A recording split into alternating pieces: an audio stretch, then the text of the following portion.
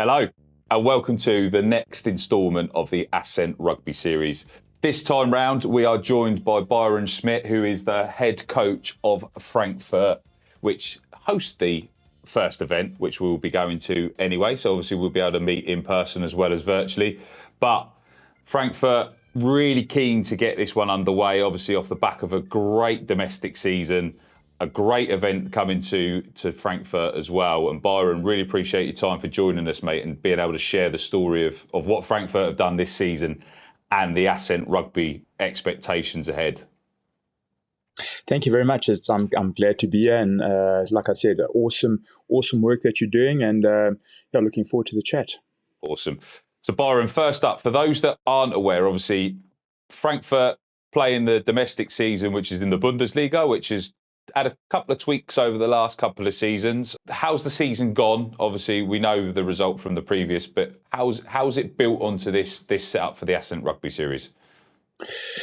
Yeah, so I mean, obviously, in the last couple of years, we've managed to be quite dominant in our local league.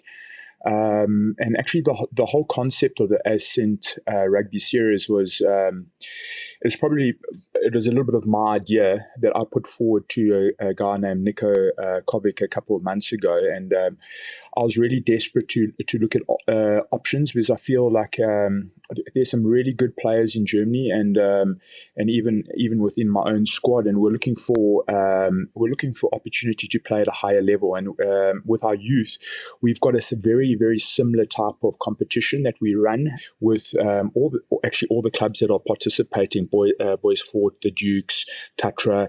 So I had some good connections in there, and I thought, let's try and that's been very successful. So I thought, well, let's try and copy that with the senior section. And obviously chatting to Nico, and then we just started refining the idea, and then a couple of guys like Henry and Felix jumped on board at a later stage, and developed a bit of a brand around it and the naming, and done fantastic work. So we're really looking forward to get to your question, and obviously I think for the players, they're really excited to have a new competition or a new series where they can test themselves. So there's a lot of excitement, and we've been training pretty hard. We had about 3-4 weeks off, and then the guys did 2 weeks of individual sessions, and we started team sessions last week. So yeah, looking forward to it. Nice. So obviously the Bundesliga starts the week after the second round of the Ascent Rugby Series, correct? So this is this your pre-season? Because obviously we've interviewed Mitch from RC Emland, and he's basically said this is the pre-season as well, because it's quite a arduous, long season in Holland as well, which I'm sure in Germany, even with the winter break, but players going off to the national side, it's going to be a similar setup. Have you got other games, or is this literally Ascent Series, bang, straight into the Bundesliga? Yeah, literally, this is it. I mean, we just didn't have time. The Bundesliga obviously finishes quite late, and then with a 3-4 week break, then you're basically into your. It's hardly even a preseason, and then we straight into this. So yeah, we'll see this.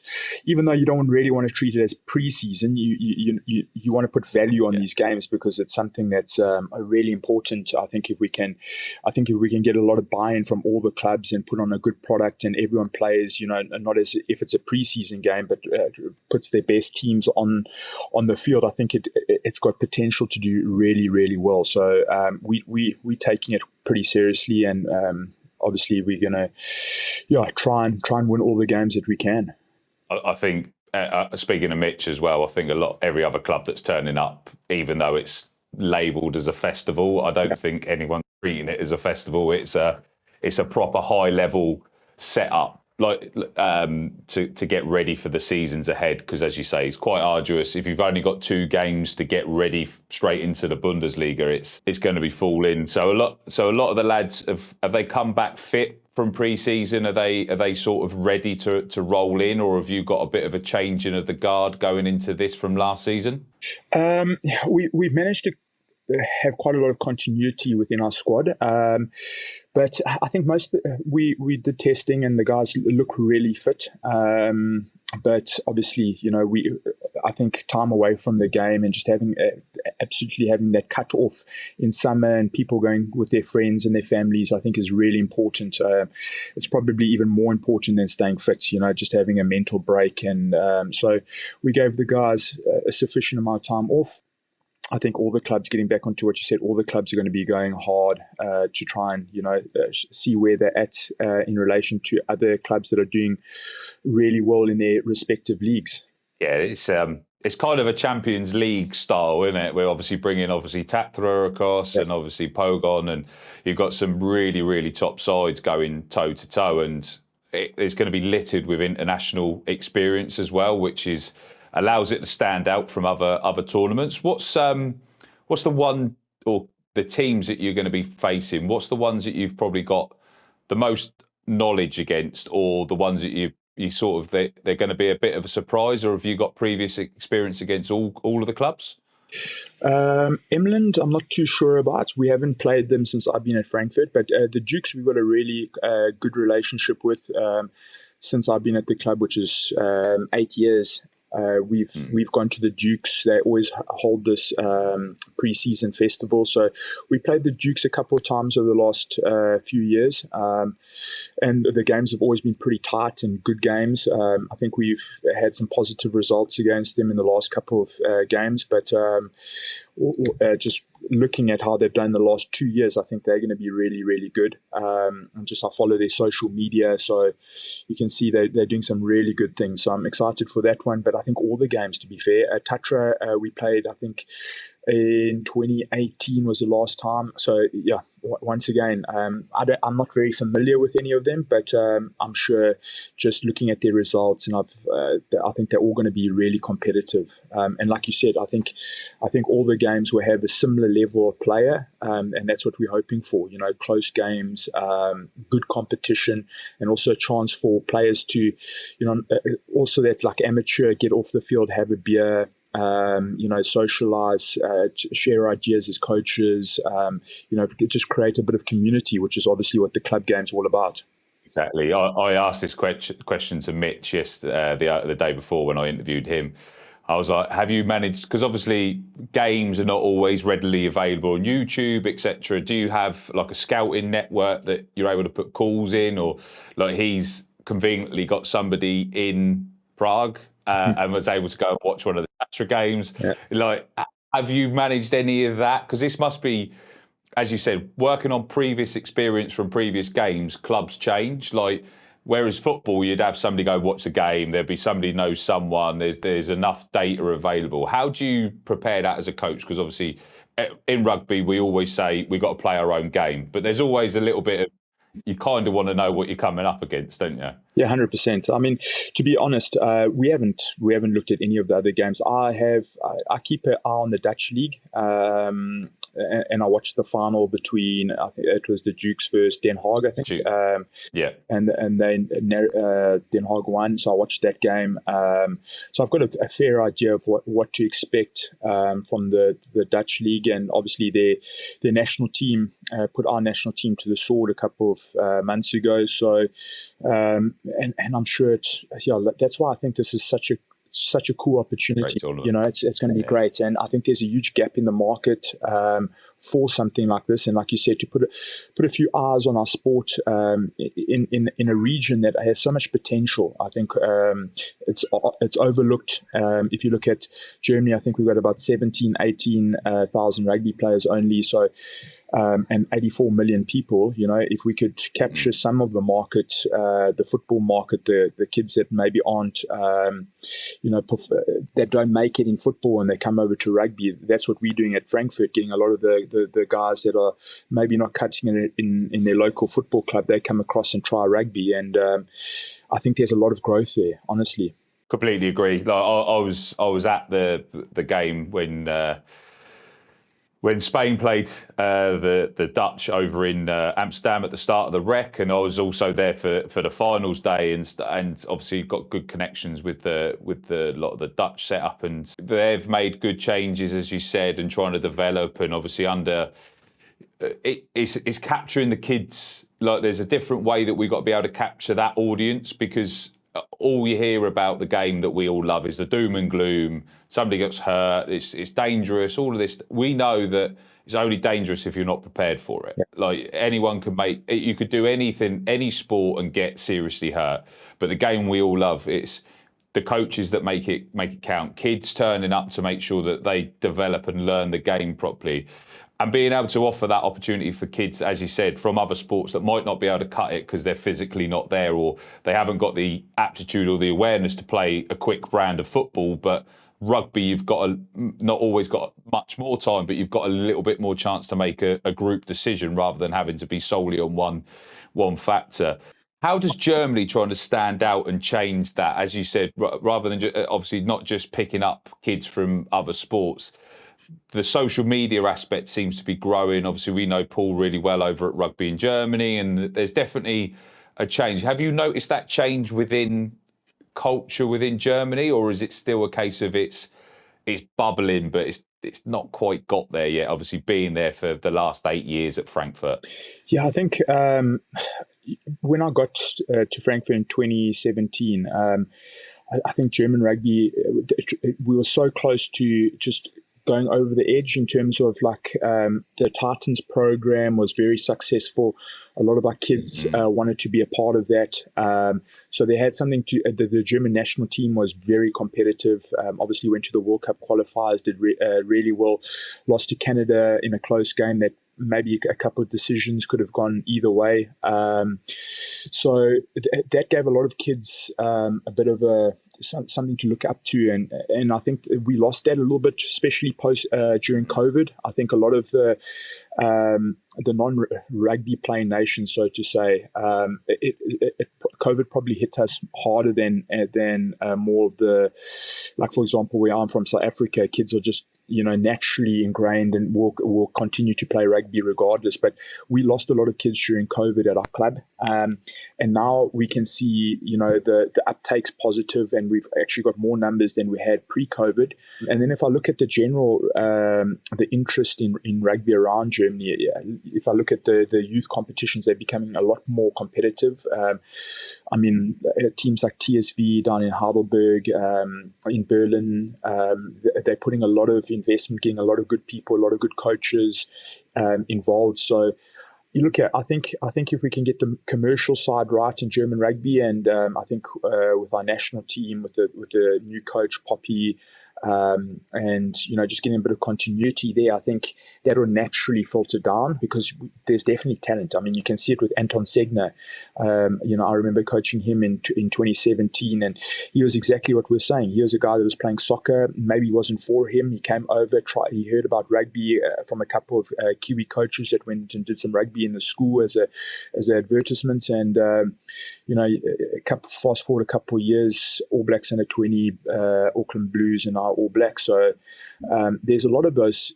I think there's a lot of those type of kids in Germany. We just need to persist. It's hard. It's that we have the same conversation. Like I coach over here. I coach the under 18s, under 16s, and stuff. And everyone says we've got to get into the schools, but you've also then got to try and let the schools do it. The schools have also got to be willing to let you do it. You've also have the facilities. You've got it's a great way of capturing kids, but it's also one of the hardest ways to try and break in and be able to showcase the game. Like we managed to do, I had a team come across and do a little bit of a touring team over here in May, and we went to a local international school, and there was kids there with like, oh, well, why are we doing it? And then by the end of it, we couldn't get the balls off them. They were literally obsessed. So it was like, perfect. That's exactly the bits that we got to try and break down, but it's getting people to volunteer, because obviously there isn't the money in it to start with, and that's the commercial element of rugby. I asked Mike this as well when I had him on the pod, and he said about the program that you guys had set up originally, and then it all sort of disappearing, and then like the main sponsors pulled out, etc. Like for a country the size of Germany, as you said, but with like major brands like Mercedes, etc., etc. It's really crazy to even like a little bit for that to support the bigger pro. it's just how the package is bundled as well. Like rugby doesn't seem to bundle packages very well of how it helps with partners. And I think this is where Ascent Rugby as well is also being able to stand out and give that alternative package of actually we've got a bigger footprint. This is how we want to do it, and it makes it more appealing to brands. And I can't wait to see how much it grows because it seems to be like the Central Europe version of the Heineken Cup, etc., etc. It seems to be the one that plugs the gap between the Super Cup that's separately created for like the Delta, etc., within Rugby Europe, and then all the teams that aren't allowed into the Challenge Cup, etc. So when you come up with that idea, was that the vision, or did you just think you sat there with a couple of beers and made a comment, and next thing you know, we're running with it, and we've got 7 teams, and we've got all of this events going on? No, well, we were invited to participate or put in a bid for the Super Cup a couple of years ago. But when we looked at it as a club, and our president Uli Bugio, we looked through it, and we didn't see the potential upside just from an investment perspective, the travel. So we were looking. Then we parked the idea, and probably last year I started thinking really hard about how can we get something off the ground that is like-minded clubs, probably in a similar situation. And then I went to go watch one of our under-18 games against the Dukes, and I was like, geez, man, look, this game was unreal. It was probably equivalent to a South African under-18 game. And I thought, okay, well, let's try and get this off at the senior level. And like I said, luckily, guys like Nico and Henry and Felix been very proactive, and have pretty much shaped the idea from what I initially had, and have run with it. And I think, honestly, like you said, there's so many commercial opportunities. It's just about one of the big businesses saying, hey, listen, we're willing to back you, and put in a little bit of finance and say, okay, yes, 3 years. And I think the return will be massive. I think the following will be massive. I think it's just we just need to get that over the line. Get a little bit of money where it can support the initiative, and So I'm hoping. The product's there, as you said. The game is there. It's just getting it to the right table at the right time, and getting it and it working. So Frankfurt, for those that haven't watched the Bundesliga or managed to watch any games, what is your ethos? What's the style of play? How would you set out your stall? What's the go-to for your rugby? Well, I think we've got a little bit of a catchphrase, or you could call it an identity. I don't like all these cliches, but what we base our identity off of a phrase called Frankfurt flair. And I know a lot of clubs are going to, everyone wants to play a running brand of rugby. Who doesn't want to play a running brand? Jouet, all that stuff, yeah. But I think in Frankfurt, particularly, we obviously have a very international city.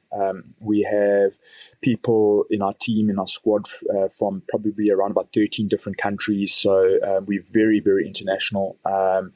And I think that lends itself to, sharing ideas and creativity and listening to one another. And so we'd like to think that we play with a bit of flair, and we're pragmatic in certain elements, but we also try and play with a lot of creativity, and look for continuity where we can, and we try and instill that in our senior side, and then hopefully that trickles through into our youth teams, and it's been pretty successful. Obviously there's times where you need to like I said, be pragmatic. Defense needs to be good, but we back ourselves, and we back the person next to us, and we want to try to attract a brand, and try to capture the kids when they come and watch us on a Saturday and say, oh, geez, that looks cool. That looks like we always use the analogy of like, why did you start playing rugby? You started playing, and how did you enjoy it? You probably fell in love playing touch rugby on the beach, or you started playing with your mates in the back garden. So that's what we try and instill. And so far it's done pretty well, and we hope that it continues. Is that something that you brought to Frankfurt? Is that something that you started with, or did you have a completely different product when you first started and you've had to slowly develop that? How's that come around? It's a good question. When I came in 2017, we were in a completely different space. We had a lot of emphasis on our youth program, which was, it was tough for the senior section of the club because a lot of our resources were all plugged into our junior section. But then after a few years, we knew that investment in our lower teams would ultimately pay dividends a couple of years later. And now we've got pretty much like 70% of our squad are local boys that have come through our own program. Where when we started, we were in 2017 when I came here, we just fought off relegation. So we almost got relegated in the last two. We just stayed above that. So we we just put in, and then obviously lucky enough, it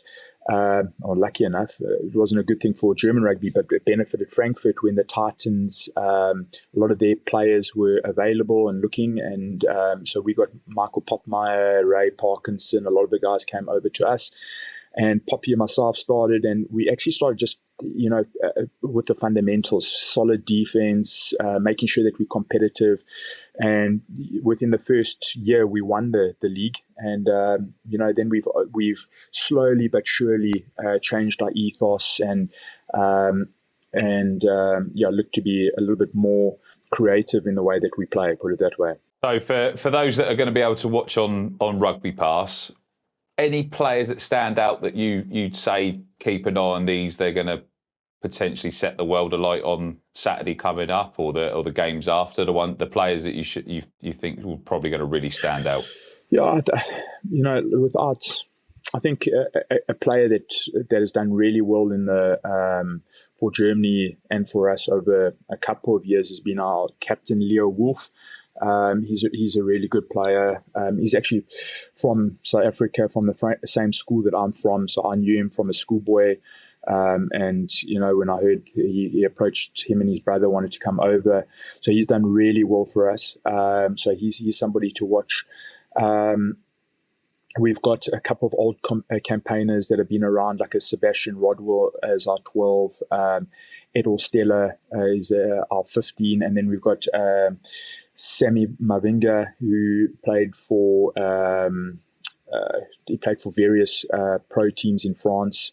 And in the Premiership, I can't think of all the teams off the top of my head. So, he brings a lot of experience into our front row. And then guys like German guys that have played for Germany, Hassan Ryan and Jens Lissmann, are good players. We've got a young guy coming back, Anton Rupf, who's a phenomenal flanker, probably, in my opinion, the best flanker in Germany, but he hasn't been playing the last couple of years, so we're excited to get him back.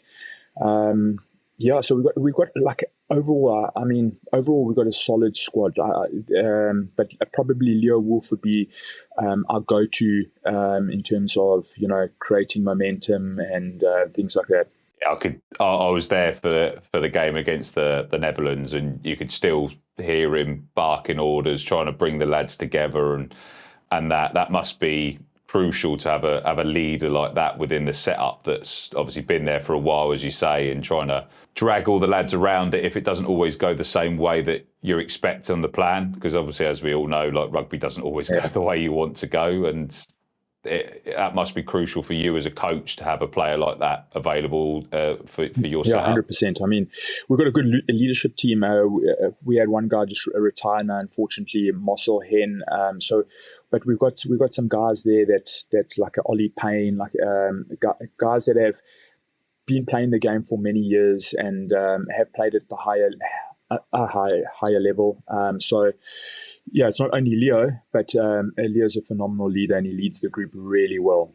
Awesome. So obviously you've got the Frankfurt event. What else is planned at the event? What else, if it turns up, they buy a ticket, they've got 3 games of rugby, is there much set up as well? Is there kid friendly? How's the event running? Do Yeah, you know? so we're trying to really create a club day, a community day. We're going to have our youth teams playing. So before the first game, we'll have our under 12s will play, and then between the games, we're going to try and get our minis to play maybe 10 to 12 minutes before each game, just to create a bit of continuity throughout the whole day. And ultimately, we're looking after the game to get everybody together for a cold beer, and just enjoy, exchange a few chats. And, often you find that you make mates from these events more than you do, anywhere else. Rugby mates tend to stick for life. And so hopefully it's not only about the rugby, it's also about the community off the field. And hopefully there's a little Anton Segner that comes down and watches the games on Saturday and gets inspired to carry on with rugby and hopefully be a Springbok one day. Not at all. Yeah, that's it. When's the probably the likely the youth game starting? So what time do that? 1 o'clock. So just before the first. Okay. It's the games are 2, 4, and 6.